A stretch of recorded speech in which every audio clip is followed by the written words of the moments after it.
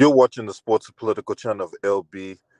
If you're not a subscriber to this channel, make sure you hit the subscribe button, hit the like button, and share these videos on your social media platforms. All right, so the Philadelphia 76ers blew a golden opportunity to close the series out. And where this game was lost, it was around the 6-minute mark in the fourth quarter. The Sixers had a 2-point lead, 83-81.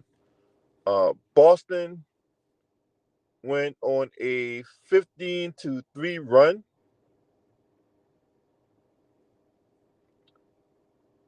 And a lot of it was due to Jason Tatum. Now, at that point, Jason Tatum was 1 for 14 going into the final 5-6 minutes of that game. And he got cooking. He got the cooking, and Philadelphia did not have an answer. If you listen to the video I did earlier today, what was the thing that I alluded to that Philadelphia had to do? I made an analogy off of the Rocky Balboa movie when I said that it's not it's not how hard you hit, it's how hard you get hit and keep moving forward. Unfortunately for Philadelphia, they got hit. They didn't keep moving forward. Matter of fact, they didn't even hit back. They didn't even hit back.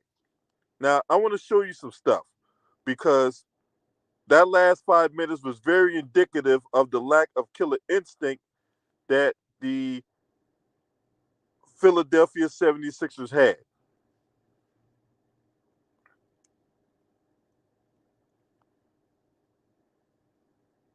This was the Boston Celtics shot chart in the fourth quarter. I'm talking about the last 6 minutes of the game. This was the Boston Celtics shot chart. The last 6 minutes of the game.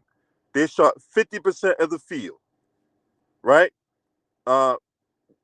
The one shot inside the paint, that was Marcus Smart. We hit that little tough runner. But all these other shots were Jason Tatum lighting it up from 3. That was Jason Tatum lighting it up from 3. And I thought Doc Rivers waited too late to put PJ Tucker back in the game to defend Jason Tatum. I thought he waited too late to do that, right? Then, this is Philadelphia's shot chart. Outside the meaningless 2 they got at the end of the game, right? In crunch time, this was their shot chart. These dudes was 0 for 8 as a team. Your best players not getting quality shots. Not only they're not getting quality shots, they're not even trying to get the offensive rebound.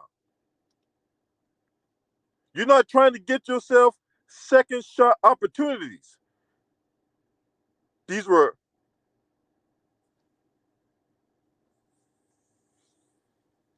is unacceptable if you're James Harden and if you're Joel Embiid. This is unacceptable. This loss is on those 2 guys because when Boston hit them, they did not hit back. This loss is on them. They're the leaders of the team. Joel Embiid is the reigning MVP. This loss is more on Joel Embiid. He's the reigning MVP. Yeah, James Harden. James Harden had a horrific game. 4-16, 16 points on 16 shots. Horrific. But Joel Embiid, you're the league MVP. This loss is on you. And this loss is on Doc Rivers because Doc Rivers got outcoached in this game. But no matter the X's and O's, no matter the X's and O's that get drawn up, it's up to the players to go out there and execute. It's up to the leader, Joel Embiid, to rally his troops and say, hey, we need to get a bucket. He didn't do that. They blew away a golden opportunity to close this game, to close this season out, or close out this series. And they're going to go back to Boston, and if they lose that game and get eliminated, they got to look back at that last 5 minutes of this game right here. The last 5 minutes of Game 6 got the Philadelphia 76ers eliminated from the playoffs. 3 years in a row, you get bounced in the second round. That's unacceptable. That's unacceptable. What's up, Panama Queen? Long time no see. Good to see you. Good to see you.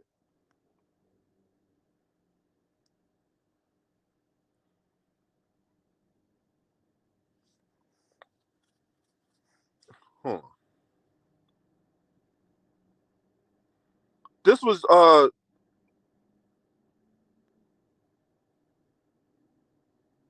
I forgot whose shot chart these was, but yeah, this was Philadelphia's shot chart at the in the fourth quarter. The last 5-6 minutes of the game, this was their shot chart. 0 for 8. 0 for 8. Contested shots. Nobody trying to get the rebound, and I ain't like their body language either. Their body language already showed that they were giving up. That last 2 minutes in the game, when the game was still within reach, these dudes gave up. You can tell by the body language they threw in the towel, and they was going to go to Game 7 with the game right there in the balance. Nobody's hustling, trying to get loose balls, right? They're looking for the refs to bail them out and all that. James Harden is driving. He gets stripped by Al Horford, which was originally a foul call, and then they overturned it. Right? He gets stripped there. James Harden trying to drive again. I thought the referee missed the call where Marcus Smart tripped James Harden. Instead of trying to hustle back and get back into play, he's looking at the ref like, why didn't you call that? Or whatever like that. So it's like, these dudes don't got the killer instinct, man. Just when I was starting to give James Harden a little bit of praise, just when I started to give Joel Embiid a little bit of praise, they always do this to me. They reverted back to guys who lack killer instinct. You had Boston dead to rights. Jason Tatum couldn't hit the side of a fucking barn.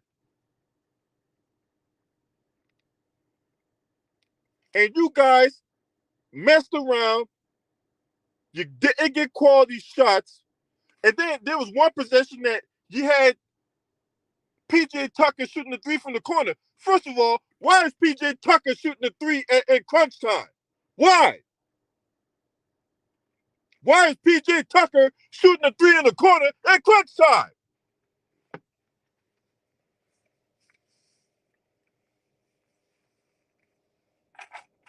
You got to get a bucket, even if that means you get to the cup, draw a foul, get to the line, get 2 points just to see that ball go in the bucket.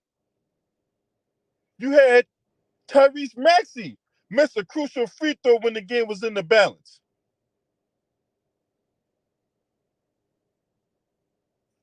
It was just a bunch of people standing around, not moving, no cutting, no nothing, just waiting to see what James Harden and Joel Embiid can do.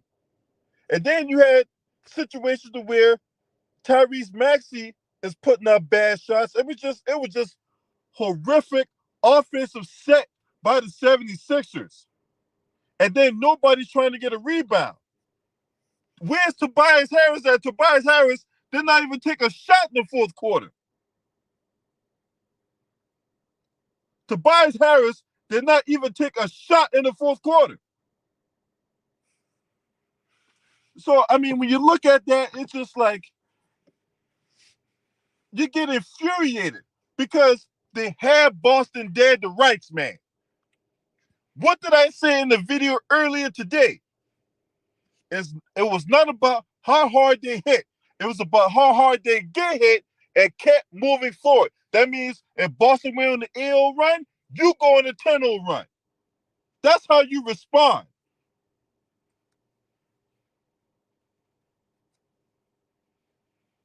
So what? Jason Tatum hit the three to put you up one. All right, you go down and get you a quality shot. Play with pace.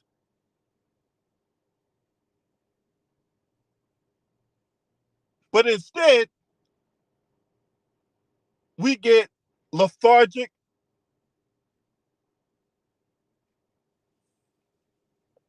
We get guys not going after loose balls.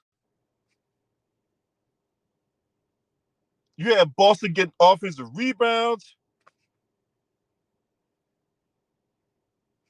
So if Philadelphia goes to Boston and loses on Sunday night or Sunday afternoon because they didn't announce what time the game was going to be, but if they go to Boston and lose this game and they get eliminated from the playoffs, Doc Rivers, you are on the clock, right?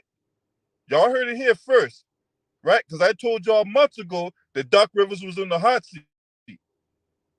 Matter of fact, I told y'all before the season began that Doc Rivers was on the hot seat. You cannot go a third year in a row getting bounced in the second round.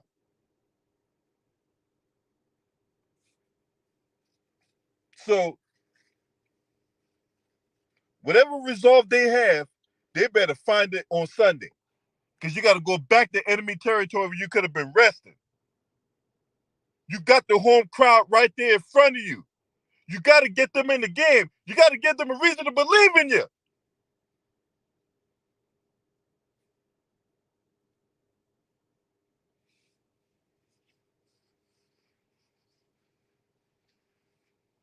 I feel bad for the Sixers fan. And I don't like nothing about Philadelphia. I don't like the Phillies, Eagles, Flyers. The only team I remotely like in Philadelphia are the Sixers, man. You got to give them something to believe in, man. And that's how you repay those people that pay their hard-earned money to come see you play. You got these guys dead to rights. And that's how you want to repay them? By going out there putting on that kind of performance?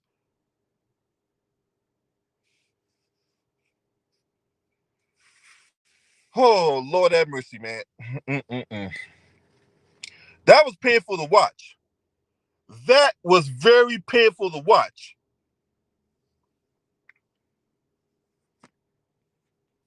You got your best players putting on Houdiniacs in crunch time. Crunch time. You make your money in the regular season, you make your legacy in the postseason. And history has shown that neither Joel Embiid, James Harden have the killer instinct to go out there and get it done when it matters most. For a little bit, I thought James Harden turned the corner. For a little bit. Now it's regressed back to the mean because you gave these guys confidence. When Boston was dead to rights, you let these guys back in and you gave these guys confidence. These guys have new life going back to Boston on Sunday.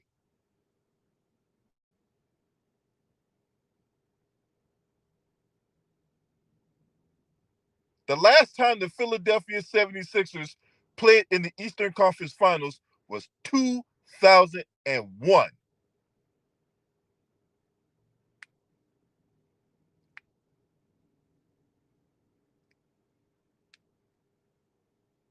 We got told by Joel Embiid for many years now, ever since he was drafted out of Kansas, to trust the process.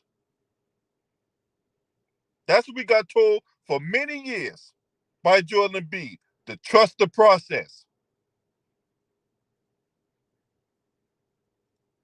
The problem is we don't trust you when it matters most. And it's like this man has not learned his lesson. Have you not learned from 4 years ago when you was in Toronto for Game 7 and Kawhi Leonard hit that lucky shot in the corner and you was crying on your way to the locker room? Right? So you lost in the second round that year. You got bounced in the first round in 20. 21, you lost in the second round. 20. So that means 4 out of the last 5 years, you're going to get bounced in the second round. Why should anybody have faith in you, Joel Embiid? Why?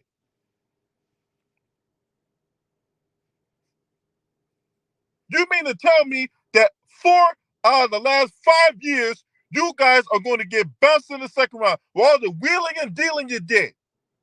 With the acquisition of James Harden, you got Ben Simmons on trash ass up out of Philly.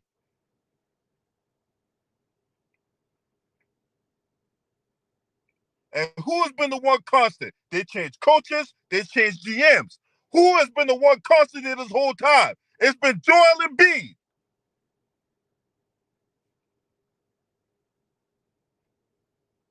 You campaign for an MVP, you finally win the MVP, and now you show us that you're not more than a regular season baller.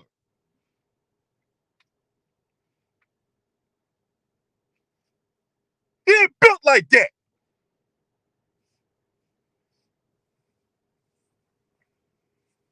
You don't play with your food, man. You don't. You don't play cat and mouse when you got the victim dead to rights.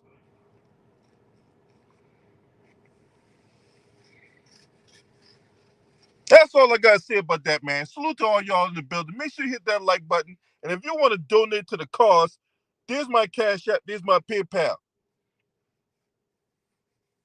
Any and all donations will be greatly appreciated and accepted. Now I'm gonna watch the Denver Phoenix game.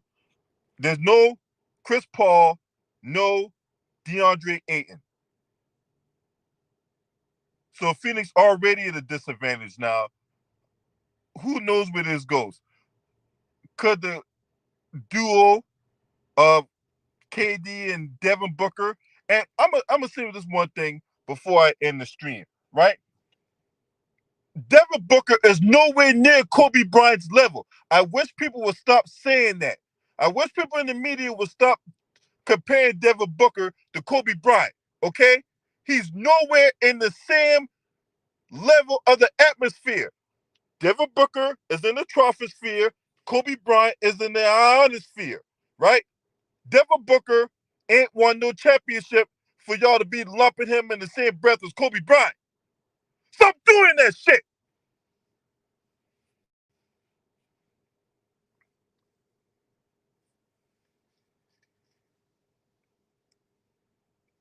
Devin Booker ain't nowhere on the same, he don't got the same mentality. Just because he can shoot, that don't mean he got the same kind of killer instinct as a Kobe Bryant. He don't. This man complain about being double teamed for crying out loud. But he supposed to be in the same breath as a Kobe Bryant? Man, miss me with that shit. And I wish people stop saying that.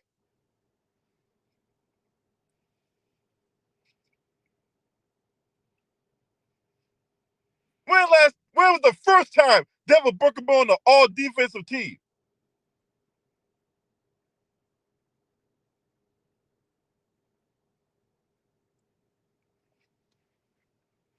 He ain't built like that. And it's the honest to God truth.